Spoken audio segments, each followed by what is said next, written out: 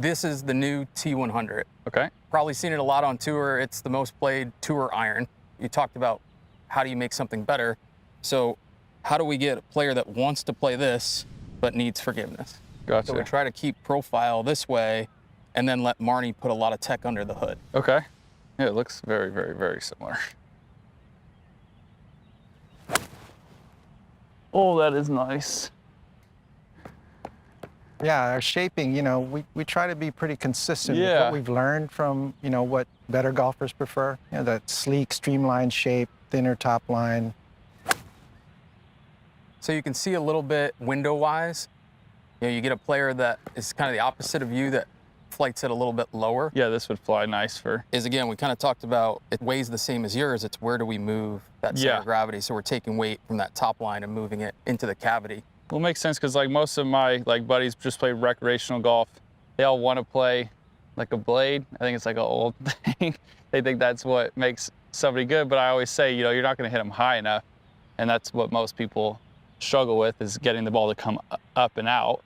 And these look like they'd be a blade. They look like the cool, not clunky big head. Right. And they fly a little bit higher and a little bit easier.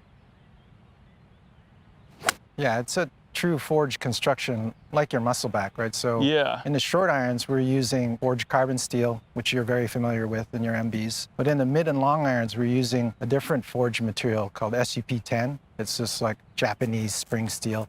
It's higher strength.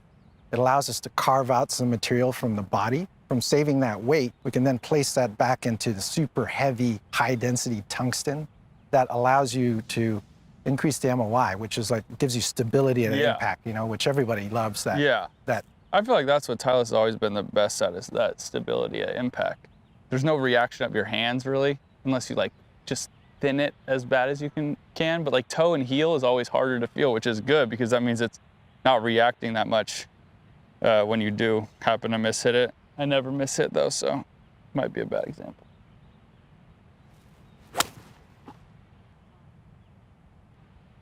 That thing launches.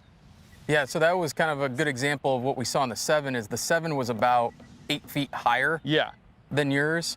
And the 5 were in that same, we're about 6 to 8 feet higher. Yeah. So again, as we get to the long irons, we're moving that CG down, we're getting a little bit of ball speed off the face. Yeah. So for you, our carry goes up a little bit. Yeah, that thing flew like a peach.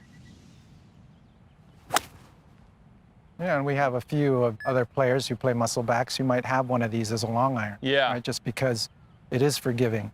Yeah, like JT plays it in a 4. Okay.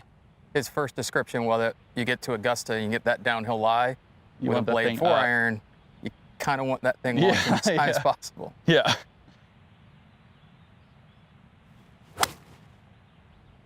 Nice. How about the feel of that club? It feels like one piece of metal. So it feels like when you hit it, you're like, oh, that thing's going, that thing's flying nice. I hit it hard. Yeah. I'm a big top line guy. It looks exactly like my blade. I would say if someone would have handed it to me and I just put it down, I would have thought it was pretty much my and blade. Coming from a blade player like yourself, we've done a good job then, right, of creating a look in this super high-tech, high-performing iron for tour that, we've packed as much technology into that head as we can.